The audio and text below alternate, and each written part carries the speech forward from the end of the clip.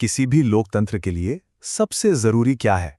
Fairness, यानी निष्पक्ष प्रतिनिधित्व। पर सोचिए, अगर वो लकीरें ही बदल जाएं जो ये तय करती हैं कि हमारा प्रतिनिधि कौन होगा, तब क्या? आज हम इसी प्रक्रिया को समझने वाले हैं, परिसीमन। तो सबसे पहला सवाल यही है कि भाई ये चुनावी नक्शे बदलने की जरूरत ही क्यों पड़ती है। ये सवाल सीधे सीधे हमारे लोकतंत्र की सेहत से जुड़ा हुआ है और इसी प्रक्रिया को कहते हैं डीलिमिटेशन या हिंदी में परिसीमन। और हाँ, ये सिर्फ नक्शे पर लकीरें खींचना नहीं है, बिल्कुल नहीं। इसका असली मकसद बहुत गहरा है, ये पक्का करना कि लोकतंत्र में हर एक आवाज को बराबर का वजन मिले। तो चलिए अब इसमें थोड़ा और गहराई से उतरते हैं। सबसे पहले ये समझते हैं कि आखिर ये परिसीमन है क्या। देखिए, परिसीमन का जो सबसे बड़ा मकसद है वो है एक व्यक्ति एक वोट एक मूल्य के सिद्धांत को जिंदा रखना। मतलब कोशिश ये होती है कि हर निर्वाचन क्षेत्र में वोटर्स की संख्या करीब करीब बराबर हो, ताकि हर एक वोट की कीमत, उसकी वैल्यू लगभग एक जैसी हो। चलिए इसको एक आसान से उदाहरण से समझते हैं। मान लीजिए एक खेल हो रहा है, एक खिलाड़ी का मैदान बहुत बड़ा है और दूसरे का बहुत छोटा। क्या वो खेल फेयर होगा? कभी नहीं। बस परिसीमन भी यही करता है। वो ये पक्का करता है कि हर नेता का जो खेल का मैदान है, यानी उसकी कॉन्स्टिट्यूएंसी, वो सबके लिए बराबर हो। ठीक है, तो अब जब हमें बेसिक आइडिया मिल गया है, तो क्यों ना थोड़ा इतिहास में चलें, देखते हैं कि भारत में ये प्रक्रिया कैसे आगे बढ़ी है। आज़ादी के बाद से अब तक भारत में ये काम 4 बार किया गया है। 4 डीलिमिटेशन कमीशंस बनाए गए, 1952 में, फिर 63 में, 73 में और सबसे आखिर में 2002 में। मतलब ये हमारे लोकतंत्र का एक बहुत जरूरी और नियमित हिस्सा रहा है। लेकिन कहानी में एक बड़ा ट्विस्ट आता है। 1976 में 42nd संविधान संशोधन के साथ सरकार ने लोकसभा की सीटों की संख्या को 1971 की जनगणना पर ही फ्रीज कर दिया, रोक दिया। अब सवाल है, ऐसा क्यों किया गया? इसके पीछे एक बड़ी वजह थी। सरकार चाहती थी कि राज्य पॉपुलेशन कंट्रोल पर ध्यान दें और उन्हें यह डर ना हो कि आबादी कम होने से संसद में उनकी सीटें भी कम हो जाएंगी। और ये जो फ्रीज था, ये कहानी यहीं खत्म नहीं हुई। 2001 में 84वें संशोधन के जरिए इस फ्रीज को 2026 तक के लिए और आगे बढ़ा दिया गया। इसका मतलब ये हुआ कि आज भी किस राज्य को कितनी लोकसभा सीटें मिलेंगी, इसका आधार 1971 की आबादी ही है। लेकिन यहाँ एक बहुत जरूरी बात है। 2003 में 87वां संशोधन आया।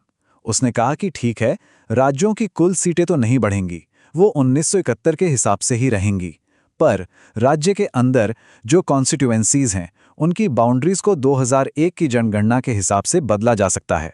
इससे कम से कम राज्य के भीतर तो एक वोट एक मूल्य का सिद्धांत लागू हो सका। तो क्या ये सब ऐसे ही हो जाता है? कोई भी लकीरें खींच देता है? नहीं, परिसीमन कोई मनमानी प्रक्रिया नहीं है। इसके लिए बहुत मजबूत संवैधानिक और कानूनी नियम बने हुए हैं। चलिए अब जरा इन नियमों को देखते हैं।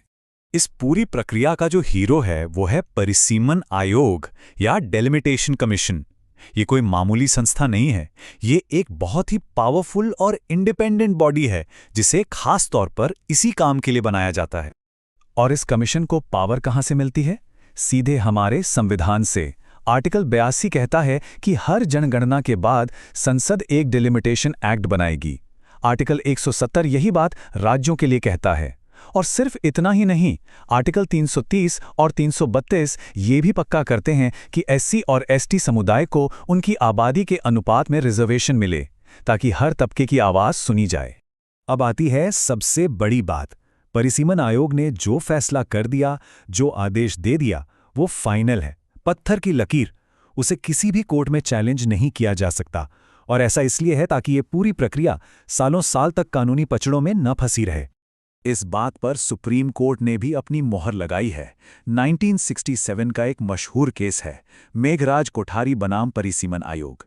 उसमें सुप्रीम कोर्ट ने साफ साफ कह दिया था कि एक बार कमीशन के ऑर्डर्स पब्लिश हो गए तो वो देश का कानून बन जाते हैं और उन पर कोई कोर्ट सुनवाई नहीं कर सकती। चलिए अब बात करते हैं इस मुद्दे के सबसे संवेदनशील और विवादास्पद पहलू की। आखिर इन लकीरों को खींचने का असल दुनिया में क्या असर होता है और इसे लेकर इतनी बहसें क्यों छिड़ जाती हैं? और सारी बहस आकर एक सवाल पर टिक जाती है, क्या हो जब देश के कुछ हिस्सों की आबादी बहुत तेजी से बढ़े और कुछ हिस्सों की धीरे धीरे? और यहीं पर देश दो तर्कों में बंट जाता है। एक पक्ष कहता है, देखो भाई, लोकतंत्र का मतलब है 1 पर्सन 1 वोट, तो जिसकी जितनी आबादी उसकी उतनी हिस्सेदारी।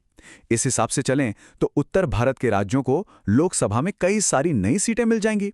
पर दूसरा पक्ष कहता है, एक मिनट, जिन राज्यों ने, खासकर दक्षिण भारत के राज्यों ने, अपनी आबादी को कंट्रोल किया, विकास पर ध्यान दिया, क्या उन्हें इसकी सजा दी जाएगी?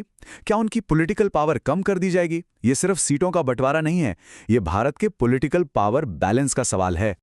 इसी से जुड़ा एक और खतरा है जिसका नाम है जेरीमैंडरिंग। ये एक बड़ा फैंसी शब्द है, पर इसका मतलब सीधा है।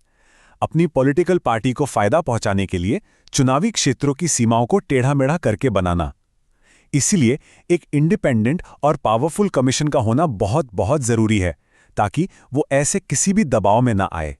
तो इतनी सारी चुनौतियों और बहसों के बीच आगे का रास्ता क्या है? इस प्रक्रिया को और बेहतर और निष्पक्ष कैसे बनाया जा सकता है? एक्सपर्ट्स मोटे तौर पे 3 बातें कहते हैं। पहली, टेक्नोलॉजी का इस्तेमाल करो। GIS जैसी टेक्नोलॉजी से बाउंड्रीज ज़्यादा साइंटिफिकली और सही तरीके से बन सकती हैं। दूसरी बात, पूरी प्रक्रिया को ट्रांसपेरेंट रखो। कौन सा डेटा इस्तेमाल हो रहा है, कैसे हो रहा है, सब पब्लिक होना चाहिए। और तीसरी और सबसे ज़रूरी बात, कमीशन की आज़ादी, उसे किसी भी तरह के राजनीतिक दबाव से दूर रखना होगा। तो आखिर में हम उसी बड़े सवाल पर आकर रुक जाते हैं। भारत एक वोट एक मूल्य के सिद्धांत और देश की एकता और राजनीतिक स्थिरता के बीच ये संतुलन कैसे साधेगा? यही आने वाले वक्त में परिसीमन की सबसे बड़ी और शायद सबसे मुश्किल चुनौती होने वाली है।